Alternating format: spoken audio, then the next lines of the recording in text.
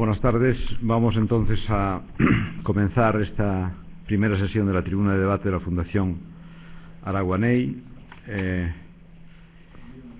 para lo cual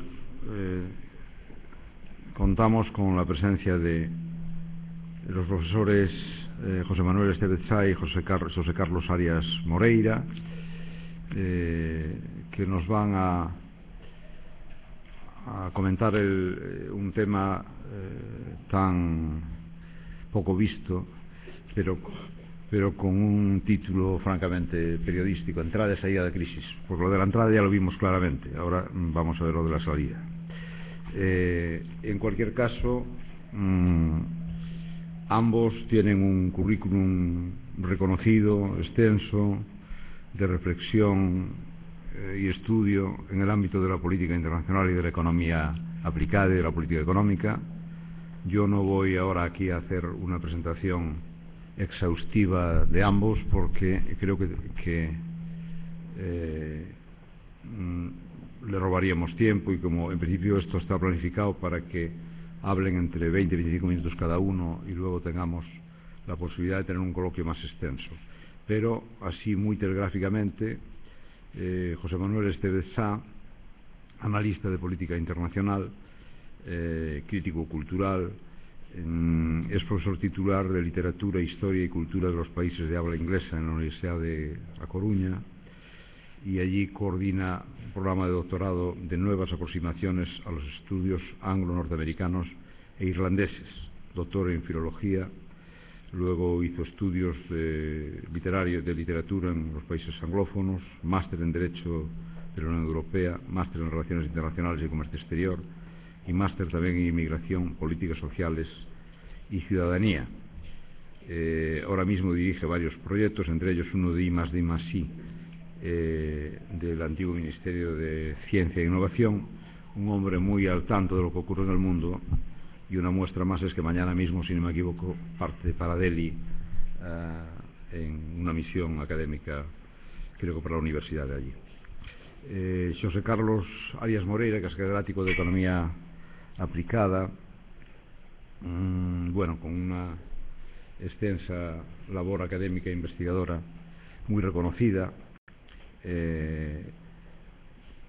Dirigió numerosos cursos de posgrado y doctorado en varias universidades españolas e iberoamericanas, en el Instituto de Florencia, en el Banco Interamericano de Desarrollo, con sede en Washington. Y por citar solo dos de sus publicaciones, refiero a Torre da Arrogancia, Políticas en Mercados Logo da Tormenta, y otro que también tiene que ver con los temporales, Leviatán tras o naufraxio, Políticas Económicas y Financieras nos anos 30.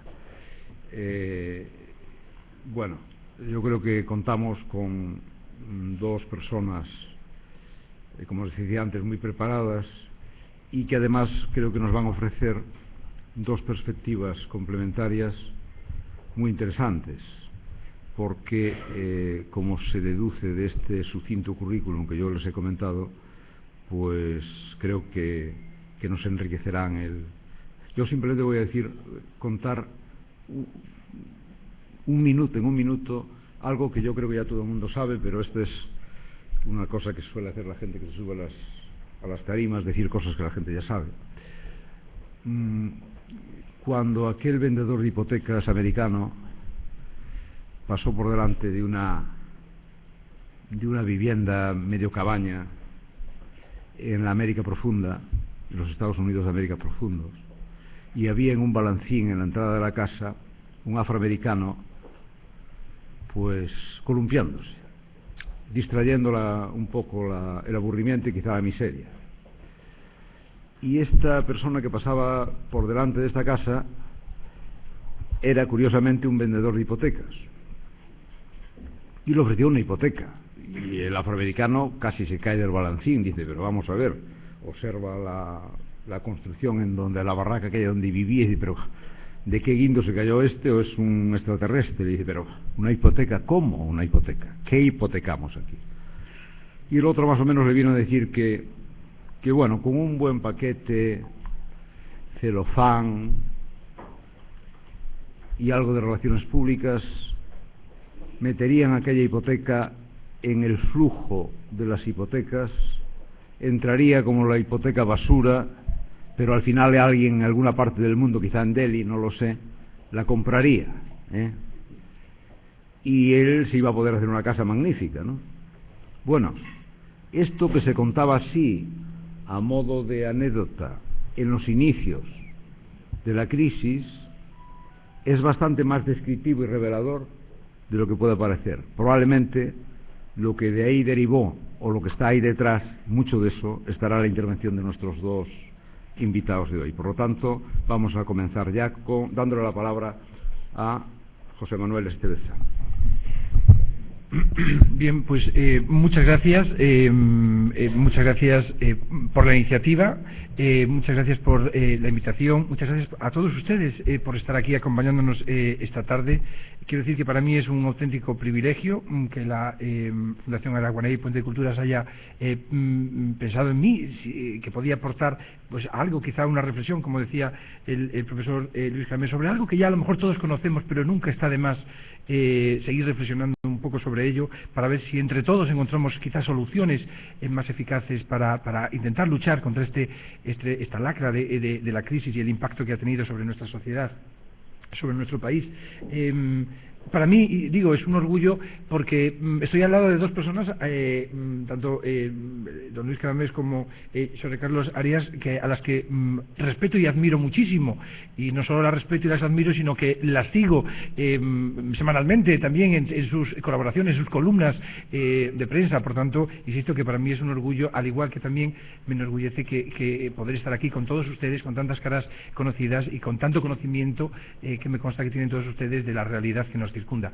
Me han dado órdenes estrictas de no aproximarme a la media hora ni al final creo que son 20-25 minutos.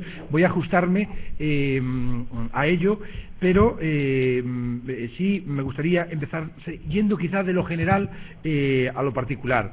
Y para empezar, yo creo que podríamos hacer una visión, ¿no?, en el tiempo sobre el concepto de Europa, que creo que ahí surgieron muchos, o están engarzados o enraizados muchos de los, o algunos de los males que nos asolan, y a lo mejor también es por ahí por donde tenemos que empezar para encontrar algunas de las soluciones.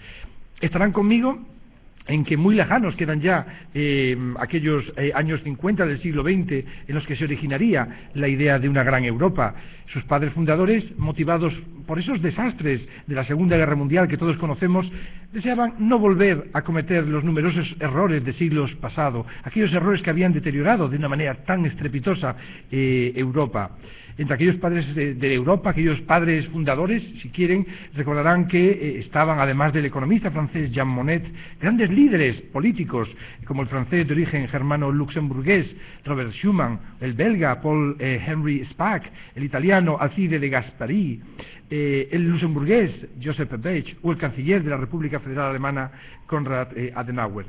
Desde ahí y hasta el Tratado de Lisboa, en vigor desde el 1 de diciembre de 2009, hemos tenido un montón de tratados. Fíjense, el Acta Única Europea, el Tratado de la Unión Europea, famoso Tratado de Maastricht, el Acuerdo de Schengen, el Tratado de la Eurozona, el Tratado de Ámsterdam, el Tratado de Niza, el Tratado Constitucional o el Tratado de Reforma. Pues bien, todos estos tratados, todas estas actas, no han hecho sino buscar fórmulas viables para alcanzar ese espacio europeo unitario e ideal que incluyese no solo un objetivo económico común, sino también político, cultural, educativo, jurídico e incluso de seguridad. Sin embargo, ese noble y ambicioso proyecto no solo no se ha cumplido de momento todavía, sino que incluso en aquellos ámbitos en los que pensábamos que la Unión Europea estaría más unida, como la economía, el medio ambiente o incluso la seguridad, pues los acontecimientos acaecidos en los últimos años nos han demostrado que esa era una falsa asunción y que todos esos proyectos se han quedado al menos parcialmente irrealizados, se han quedado por tanto en una mera ilusión.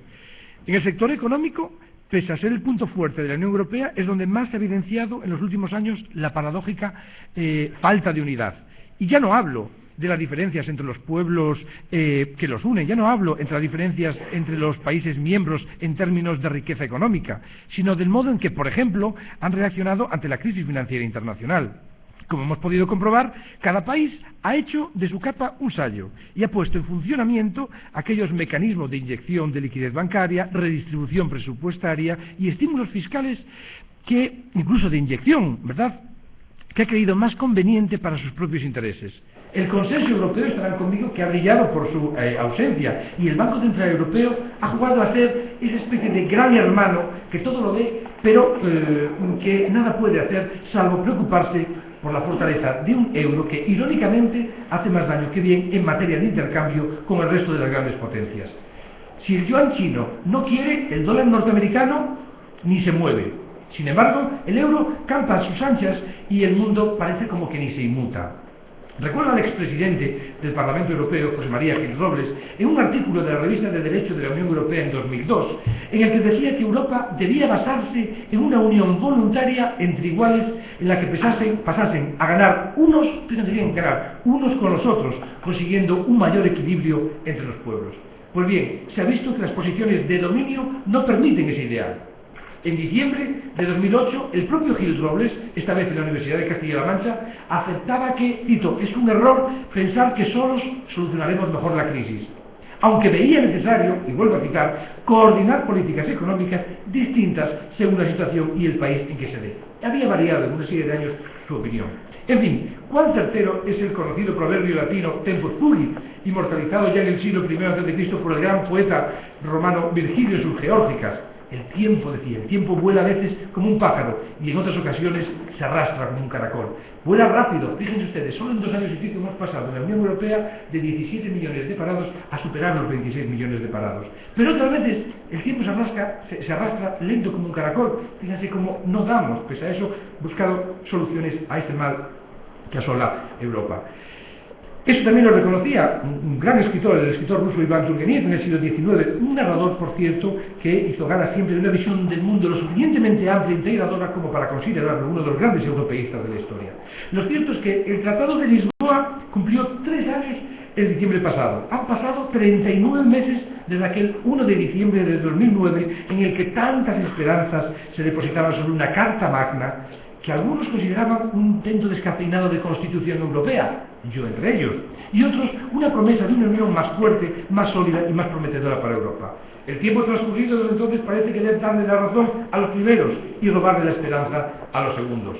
Primero fue la caída de Grecia, más recientemente la de Irlanda y Portugal. España, Italia, Bélgica, Inglaterra, etcétera, se piden últimos y prefieren mirar hacia otro lado, como si de ellos no fuese, o con ellos no fuese la película. Entre tanto, Francia alza cada vez más la voz y Alemania se presenta como el único juez capaz de dictar sentencia, como parte interesada cuyo poder estratégico y prestigio financiero le otorga la capacidad de dirimir en nombre de todos, o de casi todos. De seguir así las cosas, será Alemania la que decida si la Europa del euro ha sido solo un espejismo o si por el contrario todavía queda margen para luchar y sobreponerse a las difíciles circunstancias que acosan al mal llamado viejo continente. El tema conocido por todos, libertad, igualdad, fraternidad, nacido en tiempos de la Revolución Francesa, que inspiraba las constituciones también francesas de 1948 y 1956, y sobre el que se ideó, por cierto, el sueño europeo de la Unión, parece estar cada vez más obsoleto. El eslogan uno para todos y todos para uno, que hoy asume como propio Suiza, pese a la existencia de sus homónimos en Alemania, Italia, España, Francia, y que caracteriza, recordarán las novelas de la saga de D'Artagnan, popularizada por Alejandro Dumas padre, a mediados del XIX, hoy ya no tiene sentido. En Europa, cada uno parece ir por su lado. Igual de difícil es identificar aquellos países que podrían representar, por ejemplo, a los mosqueteros Athos, Aramis, Porthos y D'Artagnan, al servicio de un rey global. En la primera mitad del siglo XVII fue Luis XIII, rey de Francia y Navarra, copríncipe de Andorra y conde de Barcelona. Hoy sería quizá la Unión Europea. Pero igual de difícil es, como digo, identificar aquellos que se enfrentaron a un malvado cardenal Richelieu. ¿Lo recuerdan? Hoy quizá personificado en la crisis financiera internacional. El sacrificio conjunto en beneficio de un bien común está cada vez más cuestionado, pero debemos hacer causa común si queremos salir airosos de este atolladero. Recordemos que hace ya cerca de 2700 años el fabulista griego Esopo nos enseñaba que la unión hace la fuerza. Del mismo modo que es imposible para España superar su crisis si focaliza su esfuerzo y su ayuda en ciertas regiones, olvidándose de otras, tampoco Europa podrá reponerse de sus cicatrices si no consigue crear una red no solo monetaria, sino económica y financiera integral. Europa ha de pensar en grupo, reconocer que solo los equipos fuertes, solo los equipos equilibrados y bien conjuntados consiguen los 3 puntos al final del partido. No puede haber brechas ni fisuras. No podemos permitir que unos países traten de mantener su estatus privilegiado, otros de aislarse de los problemas que aquejan al vecino, algunos de continuar viviendo por encima de sus posibilidades y unos pocos confiando, como petrificados ante la mirada encantadora de Medusa, que el tiempo proveerá épocas mejores y un nuevo orden económico y social más justo y equitativo está por llegar. ¿Qué queda de la gloriosa obra teatral esculpida por Lope de Vega a principios del XVII? Aquella en la que el tono reivindicativo y la denuncia social se convertían en cántico de todo un pueblo frente a la injusticia. Fuente Ovejuna, todos a una, ¿lo recuerdan? En Europa, Señor, todos a una. Hoy más que nunca debemos mostrarnos unidos ante el mundo, reclamar nuestro lugar en el mismo y el respeto de aquellos que nos observan, incrédulos y expectantes desde el exterior. Las voces del presidente del Consejo, de Herman Van Rompuy, de Catherine Ashton, alta representante, José Manuel Durão Barroso, presidente de la Comisión, Mario Draghi, del Banco Central Europeo, no pueden ser discordantes ni sonar a destiempo. Las respuestas a los problemas han de ser rápidas y decididas, aprobadas por consenso general. El Tratado de Lisboa es lo suficientemente flexible como para articular los cambios necesarios que permitan introducir nuevos instrumentos de acción. Frente al sobreendeudamiento, el desequilibrio financiero, la burbuja especulativa, el encubrimiento de riesgos derivados, la falta de políticas crediticias y el aumento de las restricciones y los recortes, se deben tomar decisiones valientes de amplio calado estructural, como son el reajuste del gasto general y específico, la compra de deuda por el Banco Central Europeo, la reducción de los costes productivos y laborales, no salariales, el fomento de la competitividad exterior, un impulso a los mecanismos de intercambio en territorio de la Unión, la modificación de las políticas fiscales, la corrección del desequilibrio estructural entre Alemania y los países de la zona sur europea, nuevas ayudas integrales a la iniciativa, la creación y el asentamiento empresarial, revalorizar la moneda en vez de jugar con hipótesis de depreciación y devaluación, dar carácter permanente al Fondo de Estabilidad, implicar mucho a los ministros de Exteriores en las cumbres decisorias, o que el mecanismo de supervisión bancaria funcione correctamente. ¿Qué delito cometí contra vosotros naciendo? Se pregunta la voz lírica del poema de uno de los grandes creadores de nuestro siglo de oro, Pedro Calderón de la Barca. En el caso de la Unión Europea, ningún delito por haber nacido, más bien todo lo contrario. ¿Qué es la vida? Un frenesí. ¿Qué es la vida? Una ilusión. La ilusión de una integración entre pueblos afines. Si bien no hay delito en haber nacido, quizás sí alguna pequeña falta en sus años de existencia. Como ejemplo, los años de preparación perdidos, aguardando la ratificación del tratado. La falta de coordinación entre directrices verticales y horizontales. La complejidad lingüística de la terminología que rodea normas y reglamentos, o la falta de autoridad asociada al derecho europeo. Con todo, debemos ser firmes y no dejar en nuestras pretensiones. Debemos defender con entusiasmo los valores que proyecta Europa, promover con convicción la credibilidad europea. Si nos mantenemos unidos y seguimos adelante con nuestro sueño, ¿quién va a poder con una Europa que ya existe desde hace 2500 años? A fin de cuentas, toda la vida es sueño, y los sueños son, quizá alcanzables. Verán, una de las peores cosas que se le puede achacar a un gobierno es la falta de credibilidad o las constantes muestras de improvisación irresponsable. Han sido estos los dos factores decisivos en la caída de no pocos mandatarios a lo largo de la historia pasada y reciente, y también los motivos por los que nuestra idealizada Unión Europea deviene cada vez más un sueño utópico transformado en pesadilla. Hubo un momento, no muy lejano, quizás apenas media década, en el que el orgullo que sentíamos al viajar al extranjero nos hacía apreciar a nuestros vecinos del otro lado del Atlántico y de más allá del Mediterráneo por encima del peligroso hombro de la petulancia. Ahora todo ha cambiado y deambulamos por el mundo cabizbajos, abatidos, al tiempo que hacemos verdaderos esfuerzos por convencer a aquellos con los que nos vamos topando, para que no pierdan su confianza en nosotros, para que arrimen el hombro y nos ayuden a salir del profundo hoyo en el que, sin apenas darnos cuenta, hemos caído. Pero debemos asumir que la verdadera solución a nuestros problemas no nos la van a servir en bandeja desde el exterior. por mucho que nos hagan o que jueguen o flirteen con la posibilidad de comprar insignificantes porciones de una deuda que en el fondo no desean compartir ni en sus peores sueños ni en sus peores augurios. Y es que Europa, asumámoslo, parece que ya no vende en el exterior, pero tampoco compra. Es por ello por lo que, independientemente de que el Banco Central Europeo pueda comprar deuda y devolver estabilidad al euro, aunque podamos gestionar con eficacia y prontitud la concesión de eurobonos, más allá de que logremos exigirle a Alemania que reaccione ante el hundimiento de los países de la zona, o de que lamentemos el pobre Tratado de Lisboa en el que se quedó la Constitución, lo cierto es que la salida de la crisis y la estabilidad social de los ciudadanos que habita cada uno de los países de la Unión a largo plazo pasará inevitablemente por aplicar un sentido común hasta ahora inexistente en el sistema. Y es que, si bien es cierto que los recortes y la austeridad se imponen en el panorama circundante, estos sacrificios deben aplicarse paralelamente a nuevos esfuerzos de inversión que logren recapitalizar las arcas nacionales y generar una salida sostenida pero decidida a la tragedia del desempleo. Para ello es esencial que desde Europa se impulsen leyes que protejan los riesgos de inversión, que amparen los proyectos competitivos de empresarios y autónomos, que blinden los avatares de negociaciones internacionales, que premien los esfuerzos de contratación laboral, que impongan un reparto más equitativo de cargas y beneficios y que articulen una regulación común y global de los sectores fiscales y bancarios. En definitiva, una profunda reforma estructural a nivel europeo que infunda confianza y devuelva la ilusión a las personas y esos desconocidos mercados que cada vez nos resultan más familiares. Mirando un poco más hacia casa, todo indica que 2013 será un año decisivo, que marcará un antes y un después en el futuro de España y, por descontado, en el de Galicia. Pese a los datos que dicen que el crecimiento no será el deseado y que el paro alcanzará un nuevo techo, 2013 no merece ser visualizado tampoco desde la óptica del pesimismo supersticioso, sino desde los indicadores que dan cabida a un cierto optimismo basado en reformas estructurales y un cambio de mentalidad y hábitos que habrán de dar sus frutos. Los ciudadanos hemos visto los peligros de vivir por encima de nuestras posibilidades.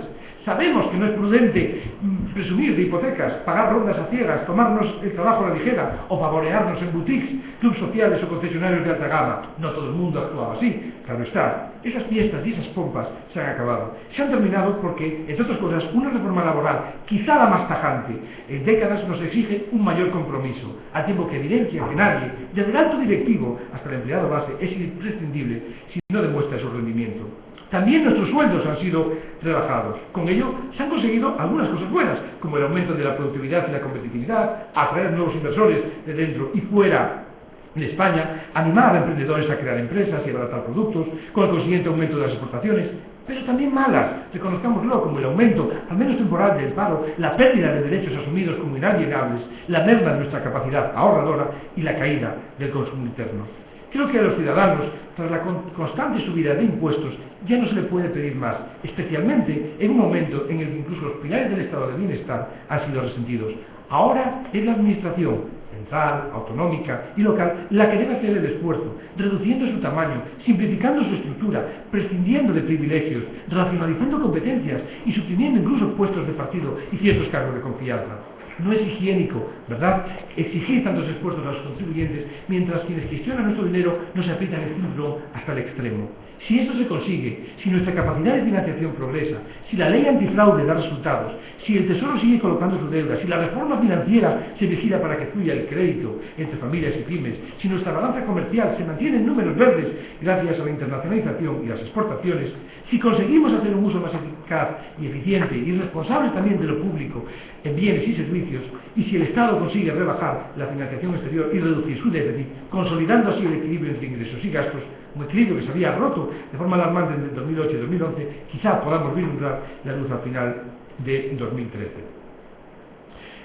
Créanme cuando les digo que Galicia y la marca España pueden volver a vender en el exterior, pero somos los propios españoles los que degradamos nuestra imagen con inútiles luchas internas y nefastas declaraciones. Daré dos ejemplos. El primero es protagonizado por la Generalidad de Cataluña, que tras acogerse al Fondo de Liquidez Autonómica para refinanciarse, declara que se trata del dinero de sus propios contribuyentes, como si sus empresas y su economía no se sostuviesen y nutriesen gracias al consumo y los impuestos que pagamos el resto de los españoles. Otro ejemplo igual de desafortunado, las declaraciones de un afamado escritor embotado en una especie de pasión turca que insulta a través de los medios al gobierno de la nación de manera burda y soez, impropia de un intelectual con sentido crítico. Así las cosas, de poco vale que Mariano Rajoy trate de montar con Hollande, Monti o quien le sustituya ahora, o quien le suceda, un frente común desde el que defender los intereses de España frente a Angela Merkel, o que explique a Barack Obama, y me da igual que sea en persona o por teléfono, el proceso y el coste de las reformas estructurales acometidas en España. Claro, luego nos sorprenderá que Mitt Romney durante la campaña menciona a España como modelo de vicios de arrastre, o que Mario Draghi le tiemble el pulso al defendernos desde el Banco Central Europeo pese al apoyo del presidente del Consejo, Herman Van Rompuy. La desunión nos degrada, el desmembramiento autonómico nos debilita y la falta de un consenso político nos hunde dentro y fuera de nuestras fronteras. ¿Y qué pasa con Galicia? A la Xunta y a sus consejeros debemos exigirles el mayor de los esfuerzos. Innovación, internacionalización y crecimiento deben ser sus metas. Palabras mayores, grandes retos, objetivos irrenunciables para nuestra tierra, pero difíciles de conseguir de la noche a la mañana. Son proyectos de futuro, pero demandan una actuación rauda y veloz en el presente. ¿Qué podemos hacer nosotros? Infundir credibilidad dentro y fuera de nuestras fronteras, remar en la misma dirección, mostrarle al mundo las posibilidades que ofrece nuestra compleja, rica y variada Galicia. Mejorar en coordinación, administración, universidades, empresas, autónomos. Debemos trabajar en equipo, fomentar convenios, intercambiar iniciativas y planes. En definitiva, una mayor cooperación dentro de Galicia y de dentro para afuera.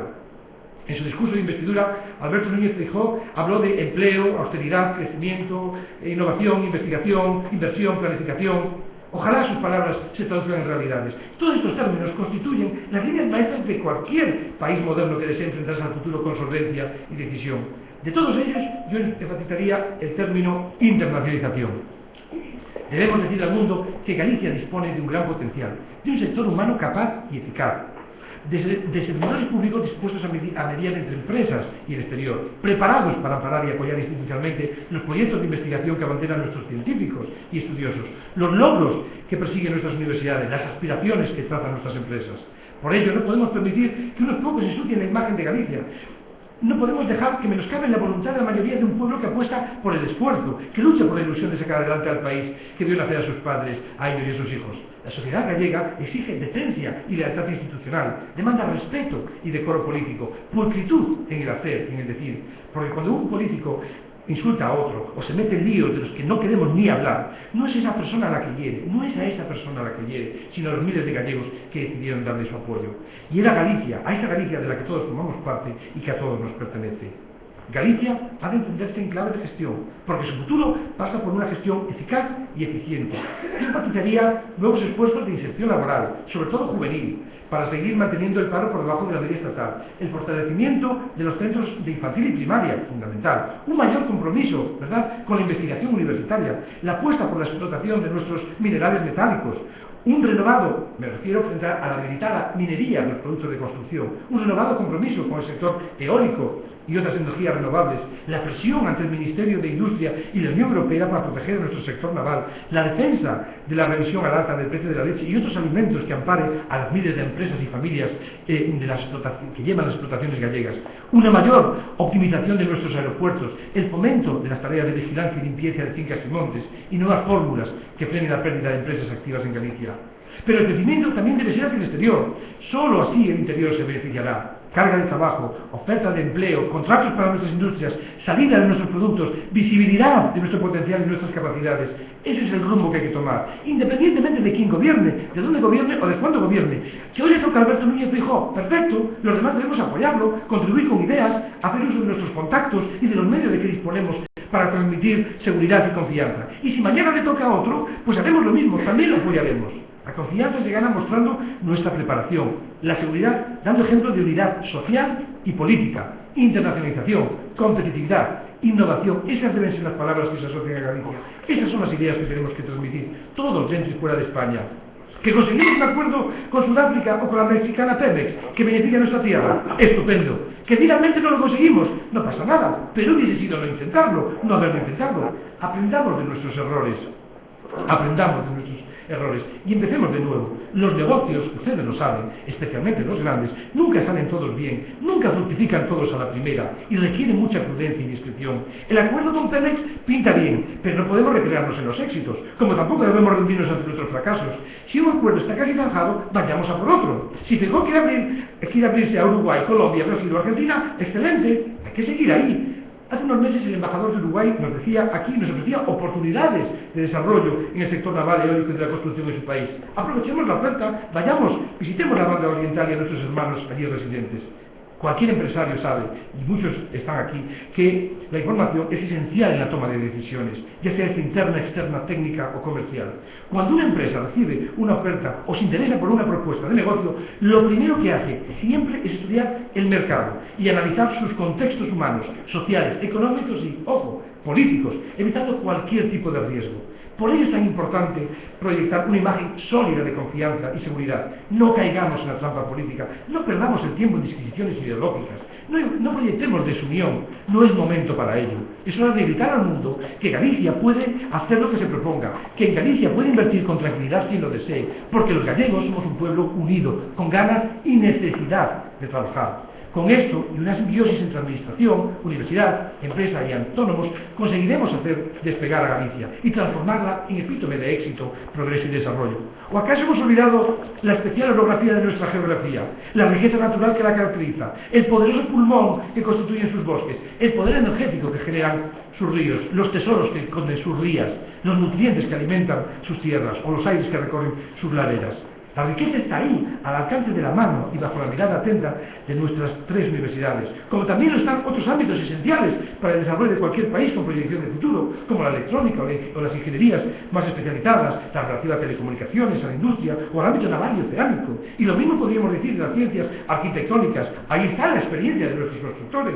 O del terreno computacional, de las nanociencias, del software, de las técnicas de la información y la comunicación, las TICs teóricas y aplicadas. Piensen en nuestra rica y compleja red de medios de comunicación, o del ámbito de la salud. Nuestros complejos hospitalarios son punteros en áreas como la inmunología, la oncología, la pediatría, la cardiología, la odontología, la cirugía o la medicina legal y forense. Así es nuestra realidad, compleja, rica, variada, llena de posibilidades. De nosotros depende ser capaces de entender que si consiguiésemos desarrollar una seria y respetuosa política de cooperación entre administración, universidad, empresa y autónomos, el éxito del futuro de Galicia estaría garantizado. Y finalizo diciendo que para ello es necesario, insisto, que la administración también se comprometa a simplificar las gestiones relativas a convenios y negociaciones, que priorice la financiación de los proyectos y al personal investigador del que ya disponemos, que emita una fuerte campaña de marketing que sea capaz de crear una marca país de referencia internacional, que apueste por la excelencia de nuestros productos e incentive la inversión de nuestras empresas en la investigación que desarrollan las 3 universidades gallegas, y que sea capaz de proteger la autonomía de las mismas en el terreno de la transmisión del conocimiento. Galicia es tierra, mar y aire. La logística está ahí. Los recursos naturales, inconmensurables. Iniciativa, sobra. La situación estratégica, envidiable. Las empresas, variadas y punteras. El componente humano, abnegado y trabajador. Y las 3 universidades, ávidas de estudio y desarrollo. ¿Qué falta, pues? ¿Por qué no terminamos de despegar hasta convertirnos en ejemplo de referente de I+D+I? Pues nos falta coordinación, compromiso, orgullo de país, sentido reivindicativo, capacidad para trabajar en equipo, sentimiento de familia e iniciativa a la hora de defender y vender algo que en sí mismo es valioso y excelente, nuestra Galicia y nuestras gentes. Háganme caso, Galicia no es solo calidad en algunos sectores, es excelencia en la mayoría de ellos. Solo falta que nos lo creamos, que pongamos lo que está de nuestra parte y que gritemos al mundo que nuestro potencial es inmejorable y que Galicia sabe e innova. Muchas gracias.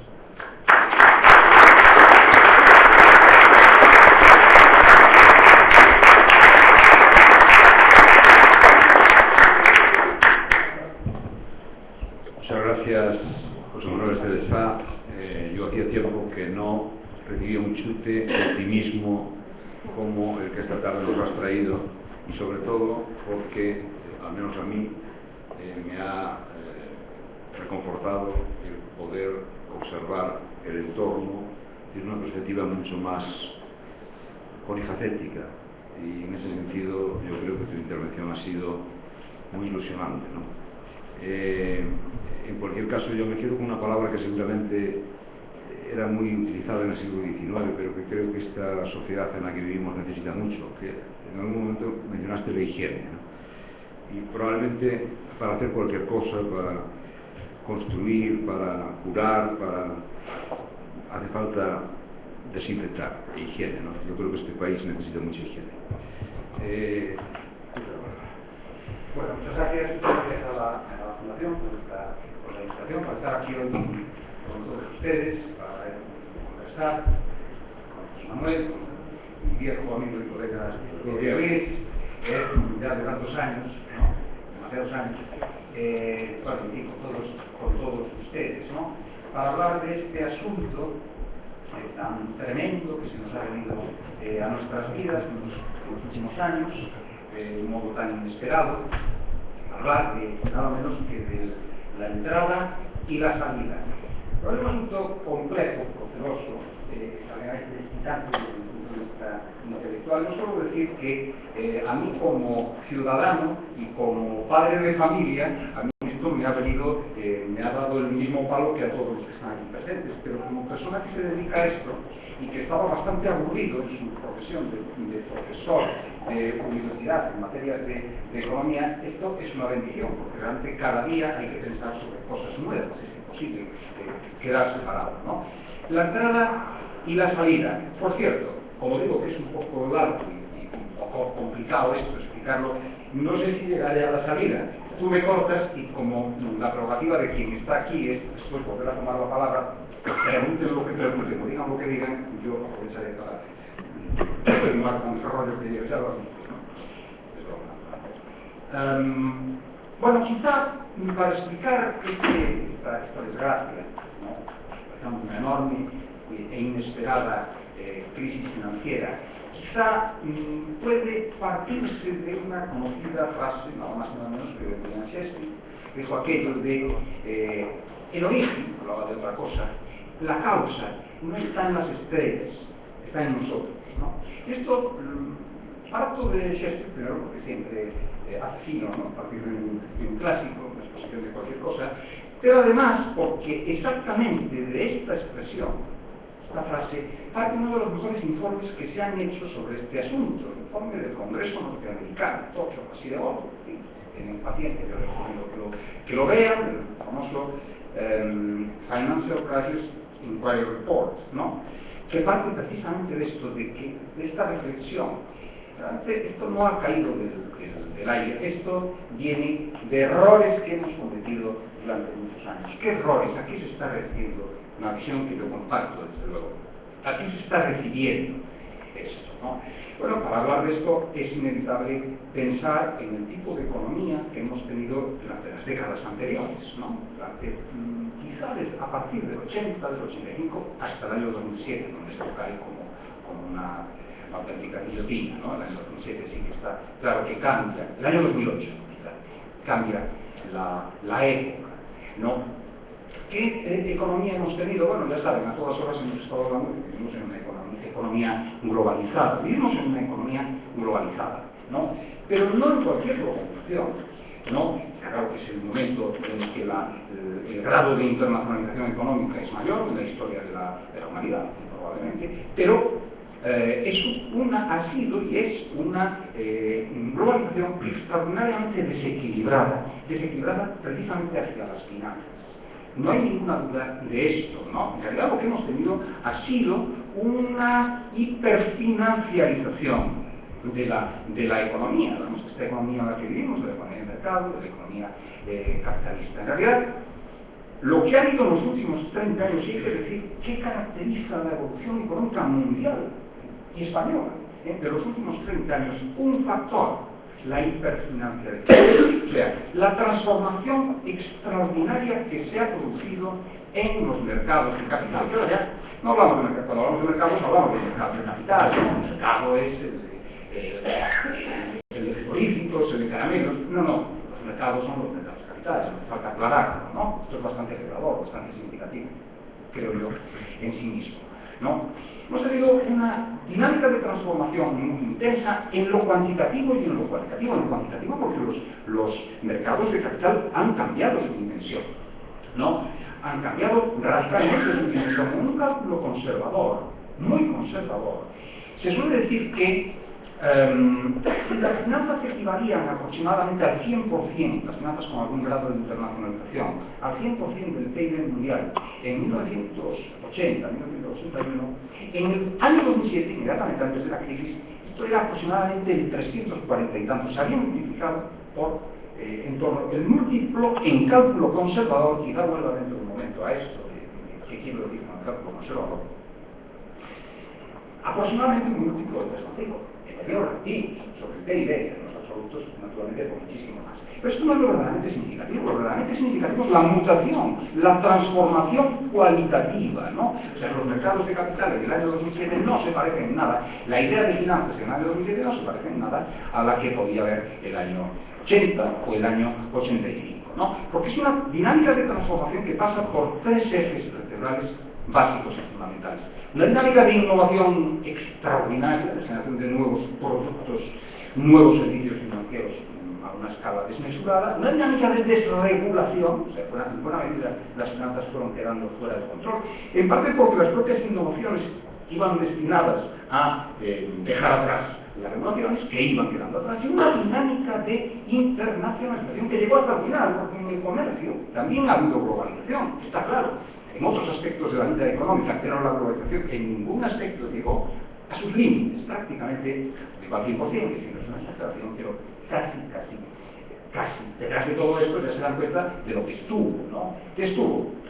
El otro gran factor que condiciona la vida social y la vida económica contemporánea, que es esta revolución de los flujos de información, la revolución esta de las tecnologías de la información y el conocimiento, el advenimiento de esta sociedad del conocimiento, de la información así llamada, que está claro que de algún modo ha impactado sobre todos los aspectos de la vida social, de nuestra vida familiar, de la vida económica, sobre todos los sectores, pero sobre todo, por encima de todo, ha impactado sobre la dinámica de los mercados financieros, que los ha transformado de la A a la Z, ¿no? De manera que todo esto ha ido llevando en una dirección en la que en el año 2005, en el año 2006, ¿no?, los mercados eran caracterizados en los manuales de economía, los mercados de capital, ¿no?, como omnipotentes. Esto tiene algo de retórica, algo de exageración, pero apuntan en una dirección de verdad incontrovertible, ¿no? Los mercados como algo omnipotentes, un gran poderío, sin duda, omnipresente, pero lo más interesante, omnisciente. O sea, a los mercados les hemos atribuido la cualidad de infalibilidad, ¿no? ¿Y por qué? Pues sencillamente porque los mercados hemos imaginado que es, y de aquí hemos imaginado una cosa que se corresponde en la vida con la realidad, hemos imaginado los mercados como una densísima red de antenas que captan señales, ¿no?, con un soporte tecnológico extraordinariamente depurado. Captan señales que emiten el resto de los operadores económicos en todo el mundo, públicos, privados, gobiernos, empresas, y en función de esas señales toman decisiones de inversión, de desinversión, a la velocidad de la luz. O sea, se trata, esto es fundamental para que lo sepan hacer bien y que lo hagan más rápidamente que el vecino. De eso depende su cuenta de resultados, ¿no? Esto ha introducido otro factor fundamental de la vida económica y de la vida contemporánea, que es el cambio de la idea de tiempo, ¿no? Fíjense que los mercados financieros hoy se supone que operan en nanosegundos. No me pregunten qué demonios es esto del nanosegundo, que no tengo ni idea de lo que es un nanosegundo, una cosa inasimple que se nos escapa, pero funciona se supone, se dice, en nanosegundos, ¿no? Entonces, los mercados tratan de captar esas señales acerca de lo que está haciendo el resto de los operadores económicos en todo el mundo. Tienen la capacidad tecnológica para hacerlo, toman decisiones acerca de eso. Y esto se traslada inmediatamente con unos indicadores perfectamente visibles. Han oído hablar de una tal prima de riesgo, ¿no? Esto hace 2 o 3 años, de hecho, Berlusconi todavía esto es un invento de Monti. Oiga, vamos a ver. Esto de la prima de riesgo, esto de los spreads, los diferenciales de deuda, es una cuestión fundamental que afecta a nuestras vidas desde hace 20 o 25 años, ¿eh? No es una cuestión de hace 2 años que nos hemos enterado de que existen. Tenemos de algún modo, ¿qué indica el diferencial de la deuda soberana? ¿Qué indica la prima de riesgo? Indica lo que están diciendo los mercados en cada momento. Y uno coge un periódico, el diario 5 días, en España, por ejemplo, pone debajo del titular, planta en cada instante el valor de la prima de riesgo de la deuda soberana española, ¿no? ¿Qué están diciendo esto? Dando una evaluación continua que hacen los mercados sobre la política económica de este país como de cualquier otro. Luego es cierto que hemos asumido que los mercados son evaluadores independientes por encima del bien y del mal, y que son capaces de percibirlo todo, de penetrarlo todo, ¿no?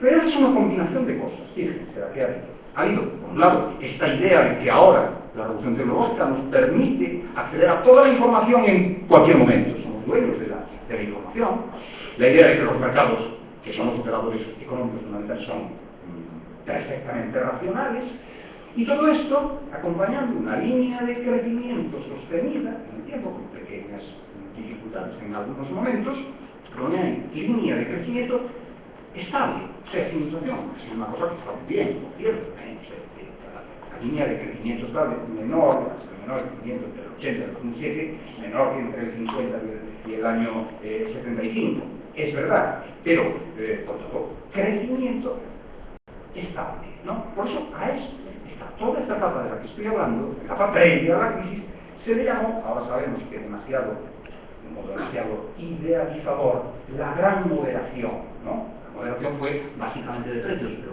había otros muchos problemas que se estaban engendrando ahí, ¿no? O sea, un poco a lo que da todo esto es una idea como de por fin ya se ha alcanzado, tenemos los elementos para definir un horizonte de racionalidad general de la vida económica y de estabilidad a largo plazo de la vida económica. Esto, el portavoz máximo de esta visión, y se podría sacar algo así como 5.700 declaraciones del paisano hablando de esto, es claro, Alan Greenspan, ¿no? Presidente de la Reserva Federal norteamericana, que es el gran protagonista económico de todo este periodo, lo que decía el oráculo de Delfos, lo que decía Alan Greenspan. O sea, cuando Alan Greenspan iba a dar cuenta al Congreso norteamericano, los congresistas se inclinaban, nadie se atrevía ni a toser, iban a ver de qué iba el futuro, porque era el oráculo de Delfos, ¿no? Más significativo es lo que dijo probablemente muchos colegas míos he conocido el más importante economista contemporáneo, Robert Lucas, premio Nobel, como presidente de la Asociación Norteamericana de Economía, ante el Pleno, no en cualquier sitio, sino ante el Pleno, dijo, en el año 2004, o sea, muy poco antes de la catástrofe, dijo, yo creo que textualmente, miren, el estado de la ciencia ya permite decir que se acabaron las depresiones, se acabaron las contracciones, para muchas veces, utilizó esa expresión, sí que lo voy a decir, voy a mencionarlo ahora mismo, este es el mundo sin ciclos, ¿no? Para muchas décadas, ¿no? Pero esto no es una cosa de un científico social de mente calenturienta y de modelos matemáticos demasiado calenturientos, ¿no? O no solo. Más o menos en este momento, Gordon Brown, ¿saben? El último primer ministro laborista, creo las elecciones con Cameron, y uno de los tipos que, por cierto, yo creo que supo entender mejor lo que se venía encima y supo reaccionar más rápido y decididamente en el momento crítico, del que hablaré después, que el otoño de 2008, ¿no? Bueno, pues siendo canciller del Exchequer, ministro del Tesoro, más o menos en ese mismo momento, de Lucas, en el año 2004, dijo, mire, vamos a preparar la política económica para otra cosa, porque los ciclos son cosa del pasado, ¿no? Pero si uno entiende todo esto, si uno parte de esta idea, que va a introducir un tipo de elemento de control, de caución, ¿vale? Todo circula perfectamente solo, dejémoslo ir. Es importante, creo yo, en este punto, recordar que en realidad la historia de las finanzas es otra cosa. Como nos han enseñado los grandes historiadores de las finanzas son esto en la historia. Mucho. Charles Kindleberger no nos explicó otra cosa, lo que pasa es que Charles Kindleberger en el año 2005 no lo leía nadie. Lucas desde luego no. Lucas no lo leía, ¿no? Que en realidad es una evolución de este tipo, no tengo ahora para tiempo para explicar el mecanismo lógico, ¿no? Pero bueno, lo que está claro es que hay fases, que se va formando la burbuja, se va cruzando, y la burbuja pincha. Todas las burbujas siempre han pinchado. Luego viene la caída, lo que se llama el desapalancamiento, es crecer con desapalancar, ¿no? El desapalancamiento es un proceso muy duro en el cual estamos, ¿no? Luego viene un periodo de finanzas conservadoras, la gente no quiere sobreespecular, no quiere meterse en líos, tal, pero al final un momento prende otra vez y vuelve Un libro importante, publicado en uno de los grandes libros de economía publicados en los últimos años, lleva por título This Time is Different. Este tiempo es diferente. O sea, y lleva por subtítulo 8 siglos de crisis financiera. O sea, estos que son dos norteamericanos muy importantes, Ken Rogoff y Carmen Reinhardt, ¿no? Estos dos, historia con un aparato estadístico muy depurado, bueno, digamos, acreditar la tesis que acabo de decir ahora, específicamente de un Kinderberger, ¿no? De evolución cíclica de las finanzas, y lleva, sobre todo, destaco por el título. This time is different. ¿Por qué? Pues porque cuando decimos this time is different, la hemos fastidiado.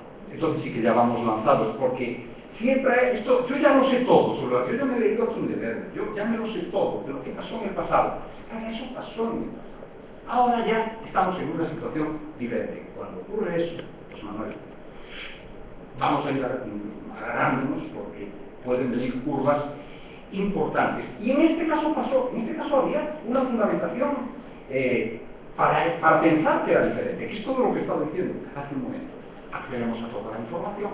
Este tiempo ya es diferente. Así llegamos a septiembre, de finales de septiembre de 2008, en que el mundo cambia en unas pocas horas. Permítanme y España en todo este pequeño apunte sobre España. ¿Y España en todo esto? Pues España en todo esto lo mismo, pero más. O sea, España, la economía española vive un proceso de crecimiento largo, como todo el mundo sabe, con los 14 ejercicios económicos completos, de crecimiento muy intenso, por encima de la media europea, todo eso, ¿no? Elementos que estuvieron muy bien. Pero el problema está en que una parte importante de eso se hizo de acuerdo con el modelo general de evolución económica en el mundo mundial, ¿no? Lo que quiere decir, ahora voy a defender un poco al gremio, ¿no? Desde la referencia a Lucas hace un momento, defender un poco al gremio, porque estos no avisaron, no dijeron que allá, no avisamos ni dijimos. Es cierto, hay que asumirlo como un fallo importante de la profesión como tal. Pero ya, esto sí que se pagó, ¿eh? O sea, el año 2007 España tiene, junto con Estados Unidos, el mayor déficit comercial del mundo, en torno al 10%. Esto es un dato que ya se identificó como muy peligroso por lo que quiere decir, por lo que quería decir. ¿Qué quería decir? Quería decir que una parte muy importante de nuestro gasto estaba siendo financiado a través del acceso a los mercados internacionales de capital, que en ese momento, según todo lo que decía hace un rato, eran sobreabundantes. Financiaban todo, ¿no? Todo un 10% de nuestro gasto estaba financiado. Esto nos lleva a la cuestión de, ¿vivíamos por encima de nuestras posibilidades? Solamente cada una respuesta así. Vivíamos por encima de nuestras posibilidades. Pero esto nos lleva a aceptar la famosa fábula patética que nos han inventado desde fuera y nos hemos llegado a creer de la cigarra y la hormiga. Yo digo que no. ¿Y saben por qué digo que no? Porque buena parte de ese sobregasto era en inversión, en programas de inversión, no en programas de consumo. Es verdad que también nos comparamos con los Audis, bueno, ya se sabe, es verdad, también hubo algo de sobreconsumo, pero sobre todo lo que hubo fue sobre inversión. Lo que pasa es que inversiones mal dirigidas, es decir, fuimos no cigarras, fuimos formiguillas por mal carrera. Esto es lo que fuimos nosotros realmente, hormigas por mal carrero. Y por cierto, claro, están empezando para el AVE.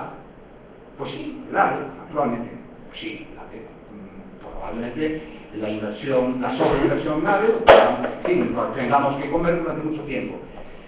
Pero esto es una parte del problema, y nos engañamos mucho, creo que nos seguimos engañando si pensamos que nuestro problema es el AVE y que nuestro problema es básicamente de sobreinversión pública y que nuestro problema está en las finanzas públicas, como decimos todas horas. Tenemos un grave problema de sostenibilidad de finanzas públicas, sobre todo en los últimos años. No hay duda, pero nuestro principal problema está en la sostenibilidad de las finanzas privadas. Si no queréis decir este dato, en el año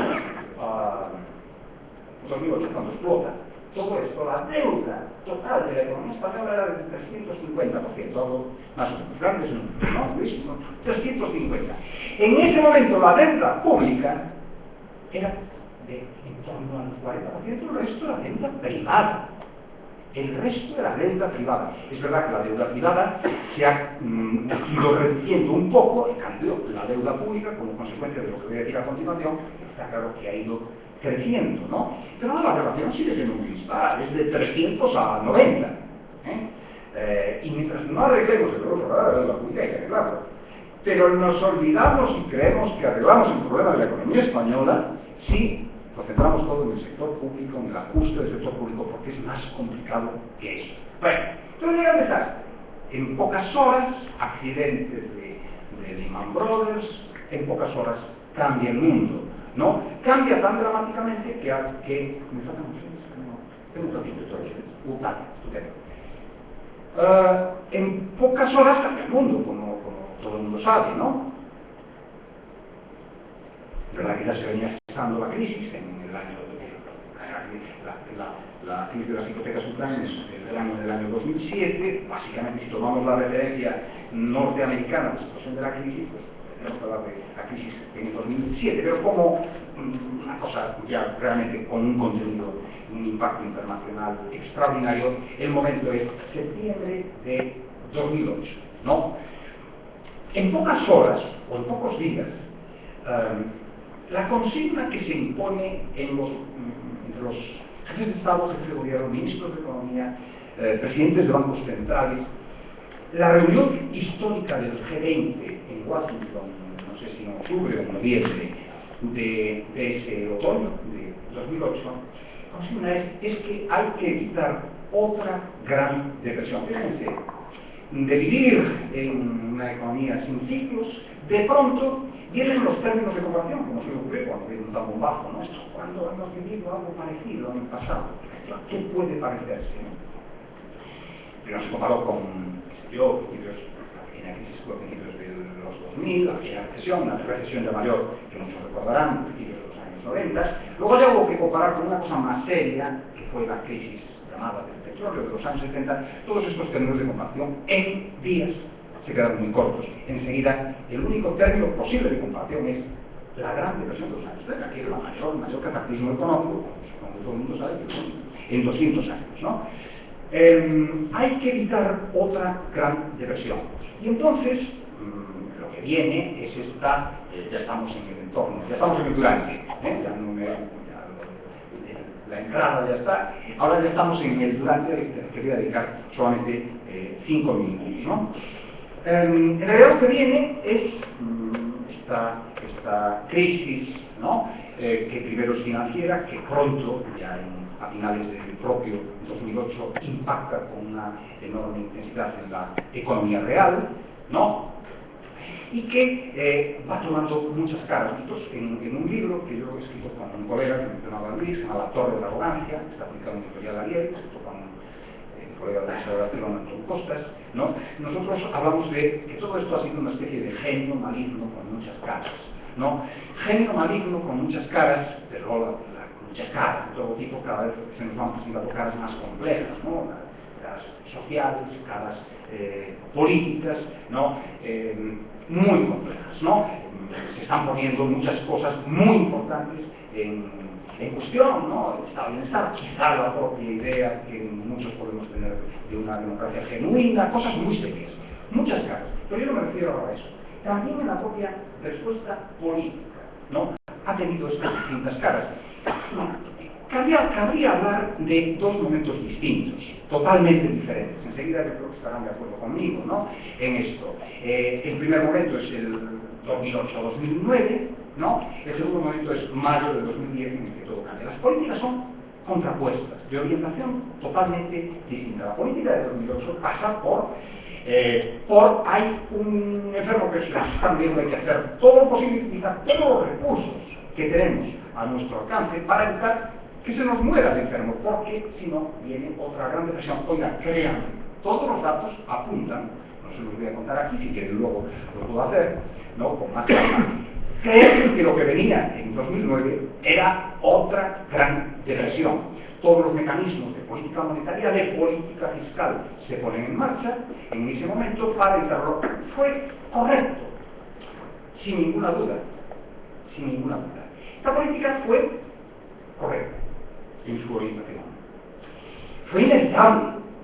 Esta política se hizo al borde del abismo. Esta política se improvisó. O sea, los que la pusieron en marcha ni imaginaban 4 meses antes que iban a tener que aplicarla.